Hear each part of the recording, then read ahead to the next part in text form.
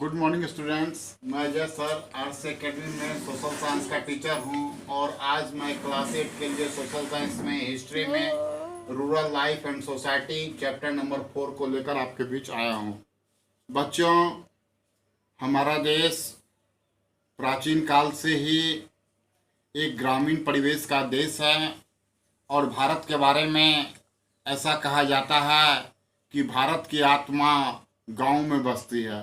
हमारे देश में 6 लाख से अधिक गांव हैं और हमारे देश के लोगों का जो मुख्य जीविका का आधार है, जो लिवलीहुड का आधार है, वो एग्रीकल्चर है। और हमारे देश में लगभग 80% लोग एक समय में एग्रीकल्चर पे आश्रित थे और अभी भी हमारे देश में लगभग 65% लोग जो है एग्रीकल्चर पे आधारित हैं और गांव के लोगों का मुख्य जो व्यवसाय है वो कृषि और पशुपालन है।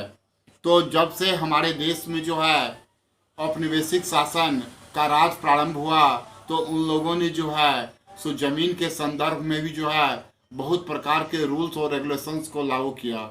ब्रिटिश लोगों ने जब 21 दिसंबर 1600 को ईस्ट इंडिया कंपनी की स्थापना की और बैटल ऑफ प्लासी और बैटल ऑफ बक्सर को जीतने के बाद ईस्ट इंडिया कंपनी के लोगों ने जो है जमींदारी के संबंध में, जमीन के संबंध में अलग अलग रूल्स और रेगुलेशंस को जो है लागू किया था। इन्हीं में से जो है सो हम जो सबसे पहले पढ़ेंगे उसमें परमानेंट सेटलमेंट के बारे में पढ़ेंगे। परमानेंट सेटलमेंट को जो है हम लोग जो है अस्थाई बंदोबस्त कहते हैं और परमानेंट सेटलमेंट को जो है जो सबसे पहले जो डिवाइस किया गया था उस समय जो है भारत के जो गवर्नर जनरल थे जिनका नाम लॉर्ड कॉर्नवालिस था और जिनका पीरियड जो है 1786 से 1793 के बीच था, तो उन्हीं के समय में एक प्रसिद्ध इंग्लिशमैन थे जिनका नाम सर जॉन शोर था। उन्होंने जो है सो परमानेंट सेटलमेंट की नीति को जो है बनाया था और इसको इम्प्लीमेंट किया गया था। परमानेंट सेटलमेंट बंगाल, बिहार और उड़ीसा में मेनली इम्प्लीमेंट किया गया था और इसके तहत जो है अंग्रेज लोगों ने जो है हर एक गाँव में जमींदार्स को, लैंडलॉर्ड्स को तय कर दिया था और ये लैंडलॉर्ड्स जो है स्थानीय किसानों से लैंड रेवेन्यू को, भू राजस्व को जो है इकट्ठा करते थे और उसका जो है 90% भाग जो है सो ब्रिटिश सरकार के पास जमा करते थे और 10% भाग जो है अपने पास रखते थे। तो इस प्रकार जो है सो जो जमींदार जो है अगर नियत समय पे रेवेन्यू को चुकाने में नाकामयाब रहते थे उनकी जमींदारी को ब्रिटिश लोग जो है छीन लेते थे। ये जमींदार लोग जो है सो किसानों के साथ तरह तरह का अत्याचार करते थे, तरह तरह का जुल्म करते थे। अगर बाढ़ आ जाए, अकाल पड़ जाए या सुखाड़ आ जाए तो पर भी ये जो जमींदार थे किसानों से बलपूर्वक जो है भू राजस्व की वसूली करते थे और किसानों की स्थिति बहुत ही दयनीय थी। ये जमींदार जो है बड़े बड़े लठातों को रखते थे और गांव में जो जाकर जो किसान राजस्व को चुकाने में नाकामयाब रहता था उनके ज़मीन को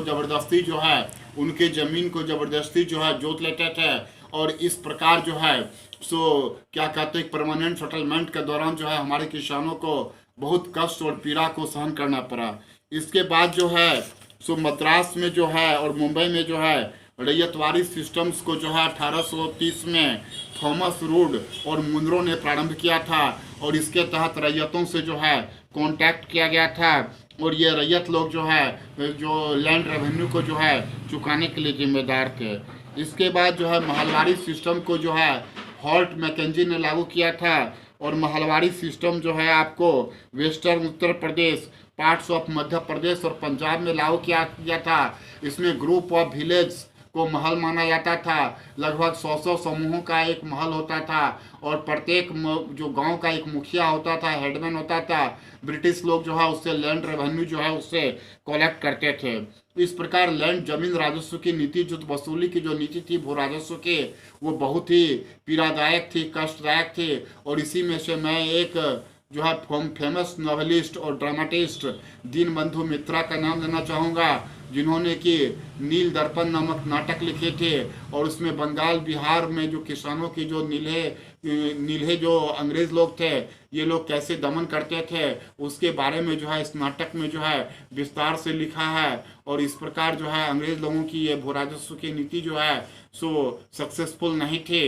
और इस प्रकार जो है सो हम फिर मैं इसका नेक्स्ट वीडियो बच्चों अगले वीडियो में लेके आऊँगा। Thank you.